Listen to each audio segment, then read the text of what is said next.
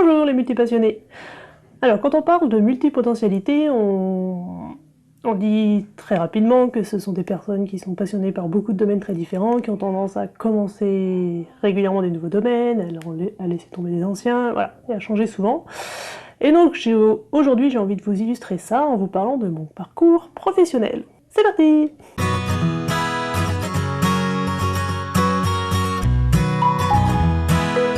Si vous ne me connaissez pas, je suis Sarah du blog Multipassionné épanoui, un blog qui accompagne justement les personnes multipotentialistes, multipassionnées, multipotentiels, scanners, à se créer une vie sur mesure en respectant leur multipotentialité.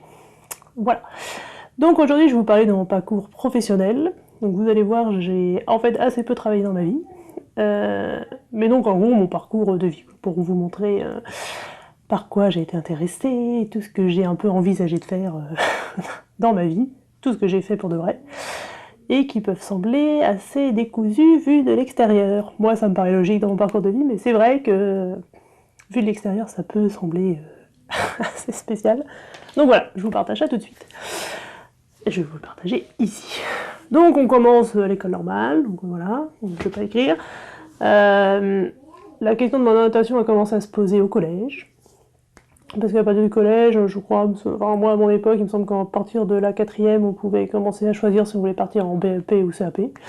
Bon, moi j'avais des bonnes notes, donc je me suis pas trop posé de questions à ce moment-là. J'ai été jusqu'au brevet fin 3e. Alors là, par contre, on a commencé à se poser la question, est-ce que je pars en lycée général? Est-ce que je pars en lycée professionnel? Mais si je pars en lycée professionnel, quel lycée professionnel? Parce que du coup, il fallait s'orienter dans une voie précise. Donc ça a commencé à me tourner dans la tête, bon, donc comme je ne savais toujours pas, et que j'avais des très bonnes notes à l'école, je suis partie dans un lycée général. Donc l'année suivante, seconde, rebelote, il faut choisir une filière. Donc je crois que ça a changé cette année, mais bon, à mon époque, on pouvait choisir entre scientifique, littéraire, économique et social. Donc on parlait de tous les trucs style STG, tout ça, les trucs techniques, là, les filières techniques. Donc j'ai encore beaucoup hésité entre tout ça. Au final, donc j'avais toujours des bonnes notes, donc je suis partie en scientifique, parce que c'est ce qui me permettait de... Selon ma vision des choses à ce moment-là, c'est ce qui me permettait d'avoir le plus de possibilités après. Surtout que j'étais pas une grande fan du français ni des langues, voilà, je maîtrisais beaucoup mieux les mathématiques, la physique, tout ça, ça me paraissait beaucoup plus logique, beaucoup plus facile. Pour moi c'était plus facile, toutes les matières scientifiques. Donc je suis partie en scientifique. Et non, voilà, après on arrive bon, première, on se pose pas trop la question de l'orientation, tout va bien, on part en terminale. En terminale, là, il faut commencer à choisir. Donc là, dès le début de l'année, qu'est-ce qu'on va dire, j'ai un peu commencé à paniquer, parce que je savais toujours pas. En terminale, on a quoi, 17 ans, un truc comme ça, 18 peut-être, enfin voilà, c'est super jeune pour savoir ce qu'on va faire de toute sa vie, donc j'ai passé pas mal de temps au CDI pour essayer de trouver des orientations, machin.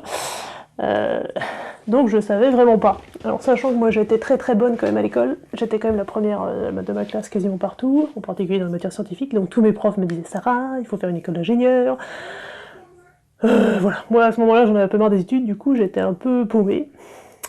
Alors c'est là qu'a commencé à arriver plein d'idées.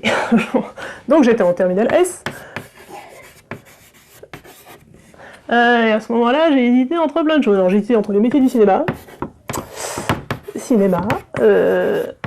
donc la décoration, en particulier la décoration, puis d'autres trucs, enfin je me souviens plus. Enfin, je me suis quand même pas mal renseignée sur ces métiers-là. Je me suis renseignée sur la décoration intérieure aussi. Décoration intérieure. Et l'architecture.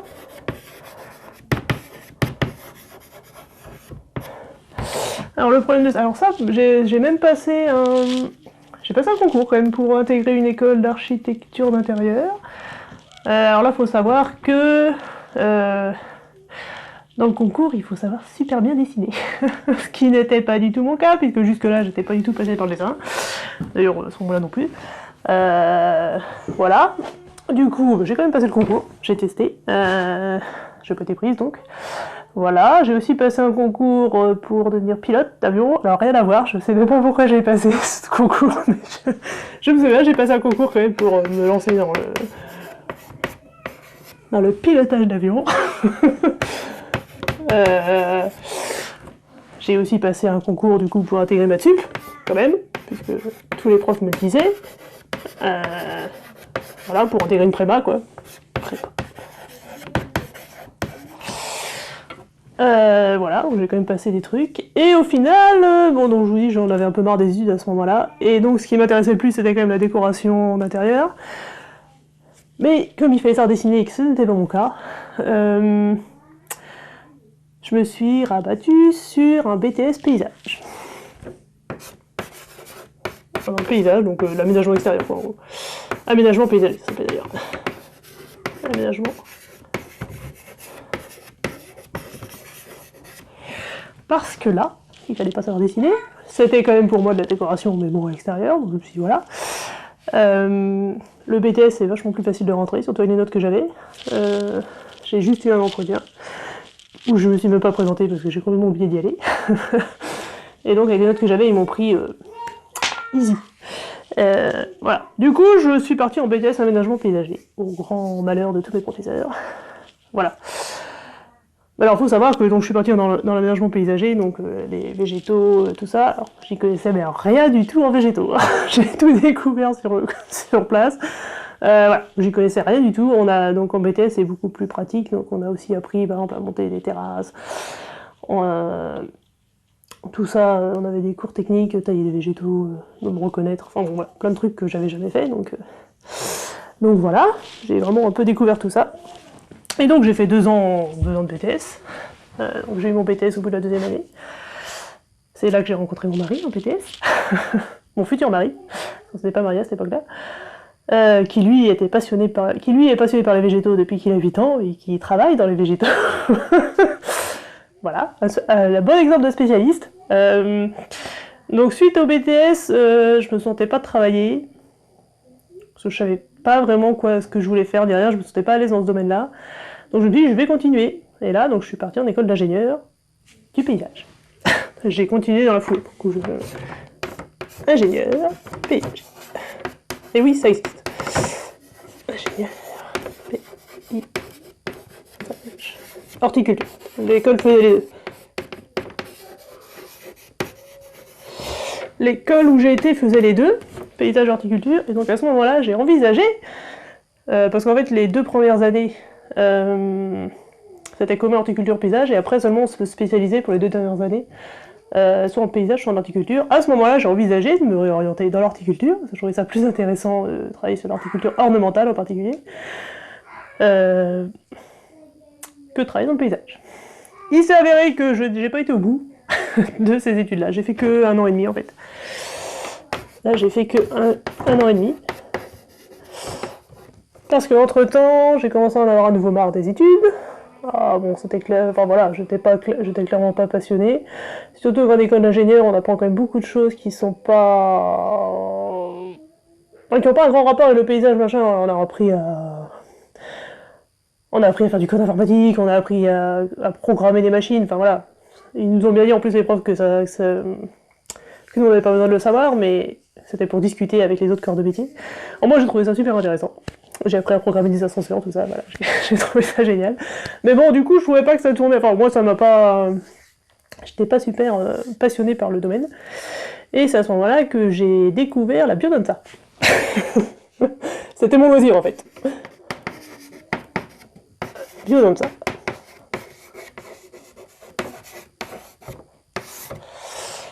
En fait, ouais, c'est lors de ma 2e année à l'école d'ingénieur que j'ai commencé la biodynta. Et j'ai super accroché, alors pas tout de suite, mais voilà, au bout de 4-5 mois j'ai trouvé ça absolument génial, je me suis dit qu'il fallait absolument que je me forme. J'ai commencé à en avoir complètement marre de ça, donc j'ai arrêté. Hop. Un an et demi, je veux dire, au bout de 6 mois j'ai arrêté, ma 2e année. Et il y avait une formation de biodynta qui commençait juste l'année d'après. Donc parfait, je me suis lancé, je suis devenu professeur de biodynta. Professeur de biodynta.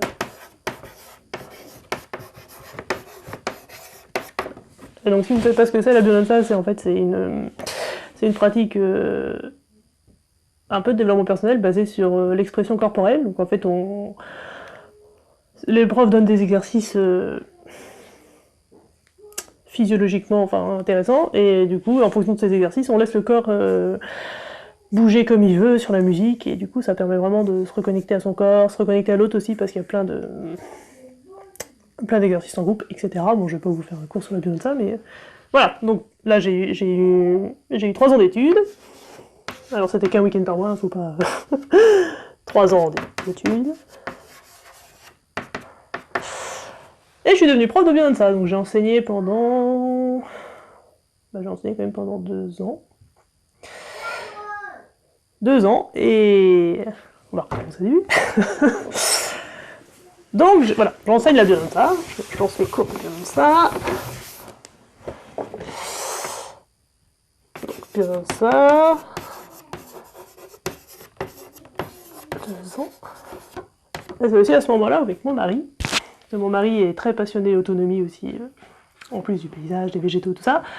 Donc très passionné autonomie alimentaire et autoconstruction. Donc lui, un de ses projets, c'était d'autoconstruire sa maison. Alors moi, je vous avoue que c'était un de mes rêves quand j'étais jeune, de construire ma maison, mais je pensais que c'était pas possible. Alors quand j'ai rencontré Olivier, donc, qui m'a dit qu'il voulait construire sa maison, j'étais là, oh, ah c'est pas possible. C'était vraiment... Et donc il m'a convaincu que c'était possible, donc on a commencé à chercher un terrain à ce moment-là. On a trouvé un terrain, on s'est lancé dans l'autoconstruction de notre maison. Autoconstruction.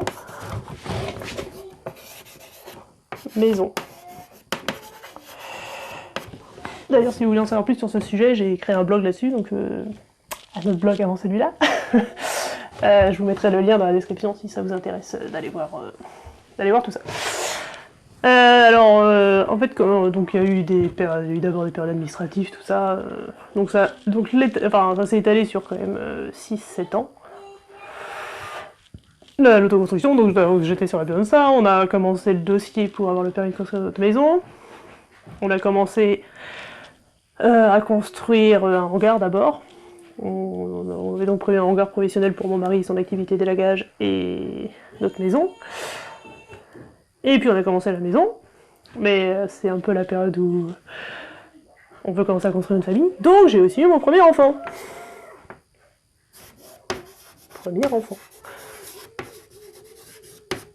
Et c'est à ce moment-là que j'ai arrêté la biodanza, qui m'intéressait. Enfin, j'avais plus trop le temps, déjà, un enfant ça prend vachement de temps, donc plus d'autoconstruction.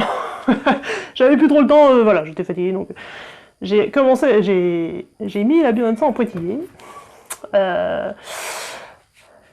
Voilà, donc premier enfant, on continue à construire premier enfant, deuxième enfant. Et là, à ce moment-là, à ce moment-là, j'ai commencé à m'intéresser forcément, enfin pas forcément, mais moi j'ai commencé à m'intéresser à la parentalité bienveillante.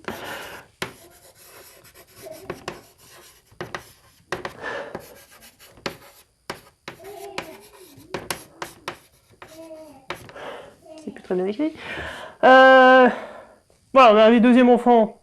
J'ai essayé de relancer les cours de biodanza, mais vraiment ça me plaisait pas du tout. Enfin, ça me plaisait pas. Ce qui me plaisait pas en fait, c'était d'avoir un cours toutes les semaines.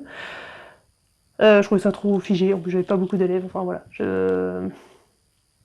J'avais envie d'un truc plus libre, donc j'ai arrêté la biodanza.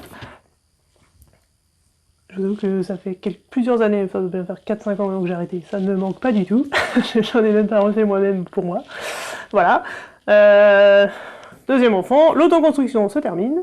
Donc moi je suis encore bien orientée parentalité bienveillante.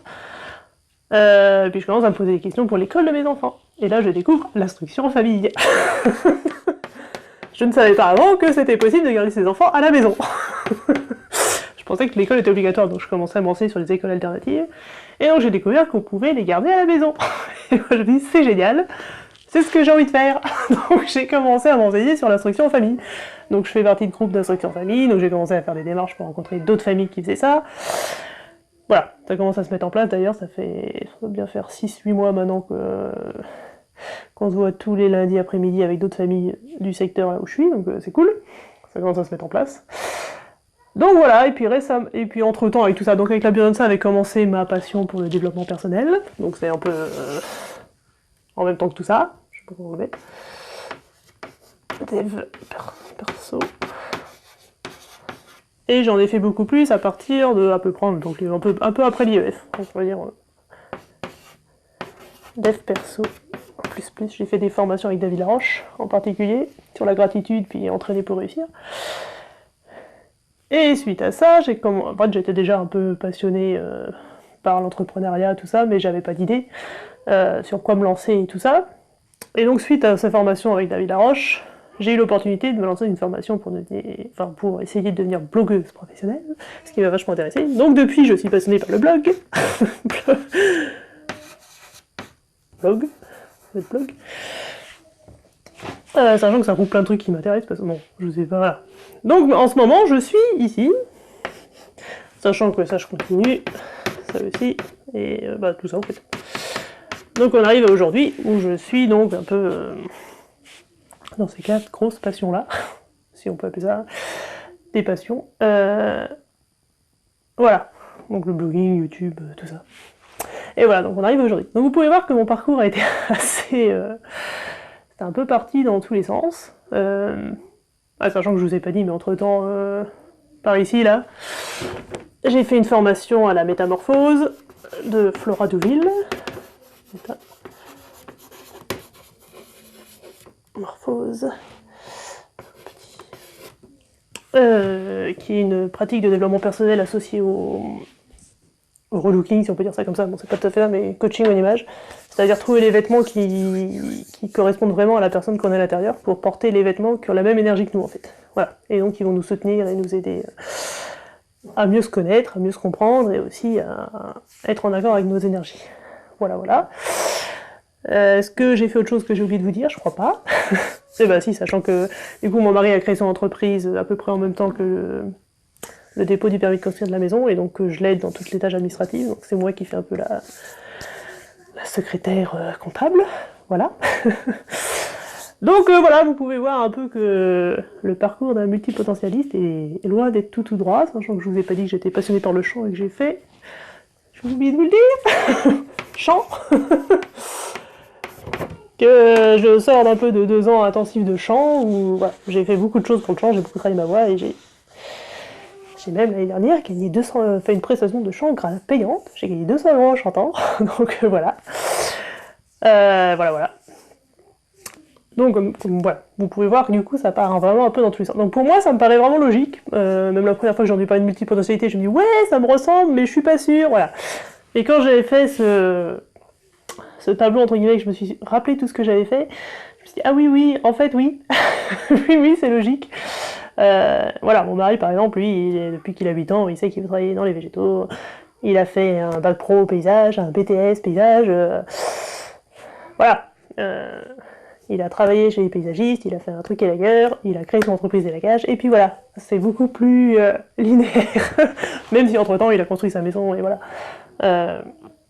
C'est quand même une carrière beaucoup plus linéaire.